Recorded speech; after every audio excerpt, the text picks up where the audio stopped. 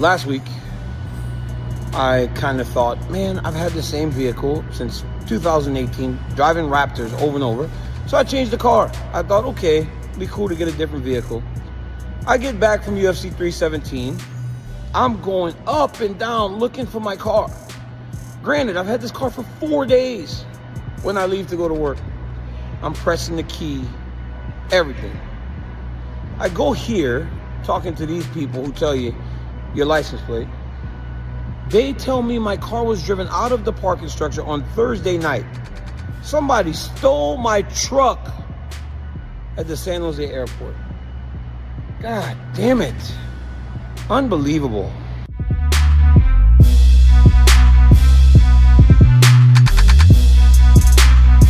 Smart clinching to my guys. Holy. Was that a 2-3-2? Holy f. He's up there with John Jones. Holy f. Holy f. Thank God he didn't accept my call out. No, after I beat Cheeto, I called out Ilya, and he got scared and ran to 155. No, I'm just kidding. Thank God the UFC didn't make that fight. Ilya versus Islam now needs to happen. Ilya is probably considered one of the greatest of all time. Fucking knocking out Volk, knocking out Holloway, then knocking out Charles is fucking insane. Ilya is a fucking superstar. Holy shit. Holy shit. That was crazy.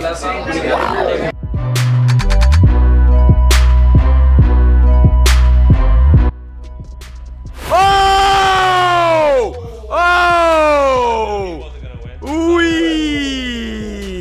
I knew it. He came in with that 2-3. Too good, man. Like I said before, Charles Oliveira gets hurt every single time he fights. Every time he fights. Watch, he walks straight with his head up and he goes 2-3. Watch this.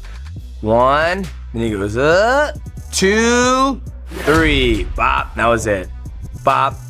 Bop, bop. See, if I was, I mean, like, this is the hardest thing I have with the sport. It's like, dude, don't give it to Justin Gaethje. Give it to Arman Sarukian. Who? Give it to Omar Sarukian. This guy? No, not Patty. That's the right. It needs to be him. Arman Sarukian. See, I feel like Ilya is going to be a guy who fights 3 or 4 more times and retire. What's this, McGregor fought too? I don't know. I mean, this is what I'm talking about, guys. This is why I say it's a reality TV show. It's like, obviously, Arman Sarukian is a #1 contender. He's ranked #1, whatever you guys want to, go by the rankings. But they're forcing this fight with Paddy Pimblett versus Ilya Topuria just because it's probably going to sell more. But I think the rightful person who should be getting the next title shot at lightweight is Arman Sarukian. What's up, everybody? Thank you so much for the support. Tonight was not my night.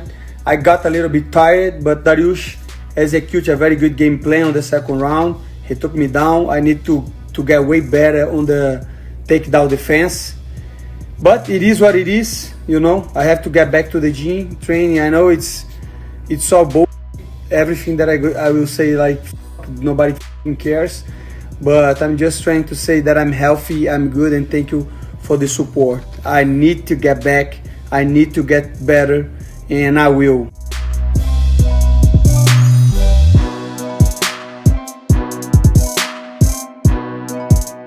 Eventually, and we don't want to get too ahead of ourselves, but until one of you guys lose, if that happens, we're going to keep talking about you and Islam Makhachev.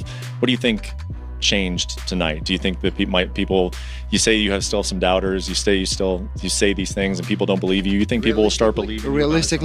Realistically, from all the conversations I had with the UFC and how the situation has been involved during the whole process, I don't think that fight is going to happen. I will be surprised if I get a call and they're going to tell me, like, I want to fight against Islam, which I would love to do it, no problem. Like, this is competition, I'm not going to lose my life inside that octagon. So I'm ready for whoever. I know that I'm very, very dangerous. And whoever is ready for me, I will be here as always. You mean next, but eventually, you guys keep winning, we will see that fight. You think so? Hopefully. I would certainly. Why not? Yeah. Why not? If the UFC wants to make that fight happen, they're gonna make that happen. But I don't know if they want to make it happen. If so, I'm gonna be ready.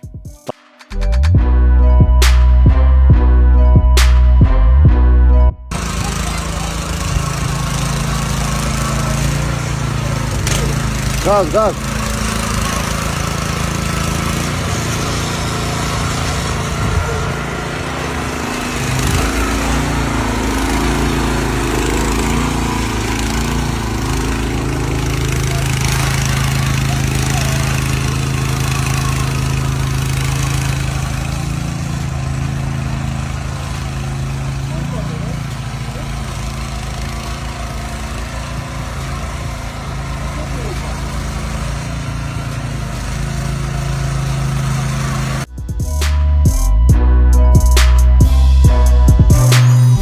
So Chimaev can grapple, but he's kind of like a weak man from somebody who's trained with him. Like, he's usually tough for like one round. And then the moment like you shut him down, the little fucking Chechen whore comes out in him. He starts like, where's my dictator daddy at? I gotta save him.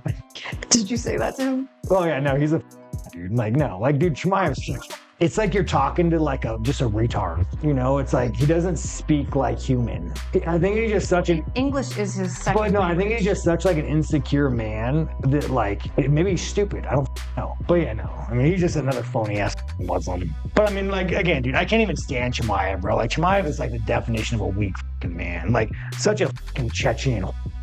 You go and like you flee your fucking country and you go to you live in Sweden with all the fancy white people that take care of you and keep you safe, and then you go back to your bad country in Chechnya and I mean, you guys assassinate people. Like, we could all agree Chechnya is a bad place. Like, when you guys fought the Russians, even the Russians were like, man, you guys are animals. And I have a lot of Chechen friends too, you know, which, guys, sorry about that. You guys are nice, but some of you guys are real bad. But anyways, I mean, this is how history records it. He flees his country, he goes back and he starts sucking off a dictator. And like, this is a fact. He starts getting G-Wagons and golden guns, and like, he's really just going so hard on this dictator. I have a G-Wagon and a golden gun. Well, but your husband's rich. I mean, I don't. How did you get this? How did you get this? I don't have a golden gun. How did you get this? Right? She got it some way. So like, he goes back and he starts like sucking this guy off. And he says, "Hey, little Chechen, I want you to wrestle my son, and I want him to beat you on camera, and you have to sit there and take it." And then, so since the little Chechen is probably on a terrorist watch list because he's best friends with a terrorist dictator, he has to go to the other sand pit, and then he has to like say, "Look, guys, I'm not a bad guy." But it's like, it's crazy, dude. You flee a country, you go back, and then you have to flee a country from the that you betted. Like, you're just not a man, bro. Like, you could be a world champion, dude, but like, the dignity of you is so low. And this is a problem with America. You go to these cesspools and you find people with no dignity, or disgusting. Ask that guy who was beating him up every day in the gym, man. How many times I submit that guy? How many times I beat him up? He went to his coach, man. Please tell the guy, man, go easy. And the guy going with this different, he said, like, I went crazy with the guys who was going 166 or this, man. He's lying, man. When I punch you hard, you went to your coach and said, please tell the guy, I'm going easy. No, off, man. What are you talking about?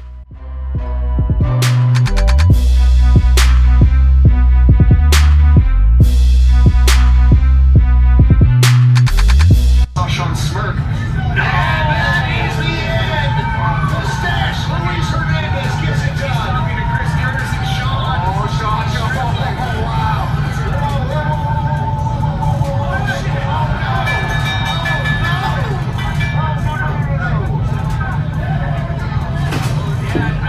What happened? Well, man, you know, we were in the fight, and they were talking in the fight, and you know, man, listen, there's only so much, you know, we could take. This is entertainment, right? So he said some things, and then I said some things back, and I guess he didn't like what I said back. You know, What man. did he say to you?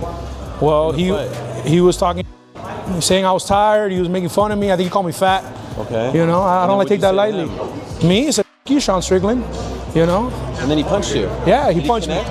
He did, but I'm still standing, still smiling. And I'm here with Ariel Helwani, man, the best. Yeah, man. Congrats. Thank you, man. Oh, that's awesome. Hopefully, yeah, I got a 3-second knockout. Oh, wow. Yeah. Amazing. Yeah, man. Congrats. Thank you, man. Congrats. Hopefully I'll be in the UFC soon. All right, looking forward Thank to you, it. bro.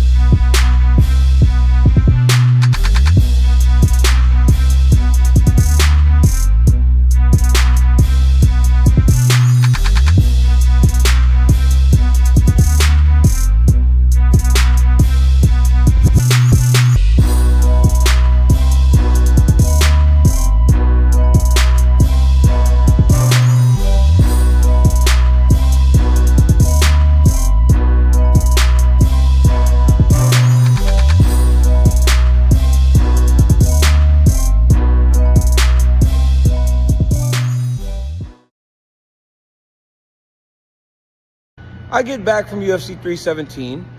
I'm going up and down looking for my car.